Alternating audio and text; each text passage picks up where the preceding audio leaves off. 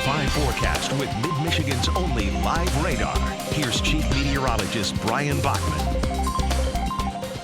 All right, a very good Friday evening to you, everyone. Our flooding situation, of course, continuing to generally evolve. It's getting worse still in some areas while getting much, much better along many of our area rivers. It's now the lower Tittabawassee River and everyone along the Saginaw River watershed that is bearing the brunt of this. But we can't forget, too, where the real core bullseye of all the heavy rain that prompted a lot of this flooding was. And that was north of the bay Sunday into Monday, where we picked up 7 to 8 inches of rain. And even in those locations, plenty of flooding still remains. Take a look at this video sent in by Jenny Schwab out of the All Gray area. This was this morning where, some of these front lawns have essentially turned into fish ponds. You can make out some of the splashing there of some fish that have been completely displaced from their normal creeks and streams by the flood waters. And some aerial footage here, courtesy of Travis Arthur. This the Sanford Dam seen earlier today. You can see all the debris there piled up near the spill gates, the water that completely washed out the berm off to the far side there.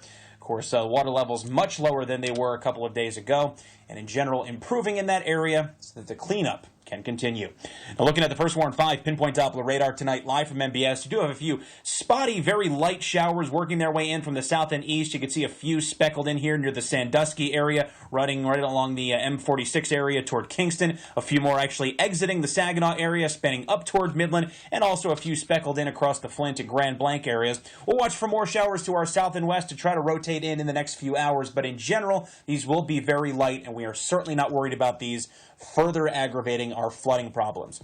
Sky looking a little more menacing in downtown Saginaw than it really is. 71 degrees the current temperature, so pretty pleasant all things considered despite the gray conditions. And a south-southeast wind at 5 miles per hour. Dew points around 60, so you're noticing a bit of a muggy quality to the air around the region tonight.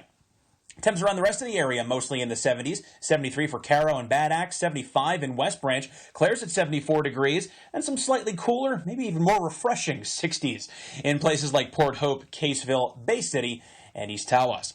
Looking at the big picture now on the First Warn 5 Sky Tracker, while there is a remnant circulation, effectively that storm system that brought us the rain last weekend is basically kind of unraveling at this point, just some of the leftover showers trying to work their way in from the south and east. We're now going to remain primarily focused on this pair of low-pressure systems over the central plains as they tend to lift gradually off toward the east-northeast over the next couple of days. We're not looking at days-long drenching rains like we had with the last system, but it will keep enough instability and warmth in the picture to keep the chance for scattered showers and thunderstorms increasingly prevalent as we roll into the better part of the next week.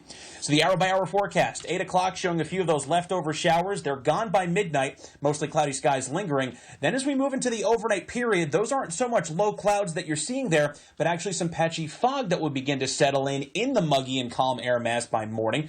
We'll start to burn off some of that fog and cloud coverage by about lunchtime, but still a variably cloudy sky lingering in place. Some isolated showers, maybe even a thunderstorm popping up again tomorrow afternoon, but a better chance for scattered storms will come in with a quick hitting system tomorrow night. While some heavy downpours are possible, we're not anticipating, again, flood-inducing rains as we look at rainfall totals projected here throughout the weekend. Most of us picking up 0.2 of an inch or less. Some locally higher amounts, maybe on the high end, up to about a half an inch, I think, would be a reasonable range. So again, nothing to be overly concerned about, but certainly be aware of.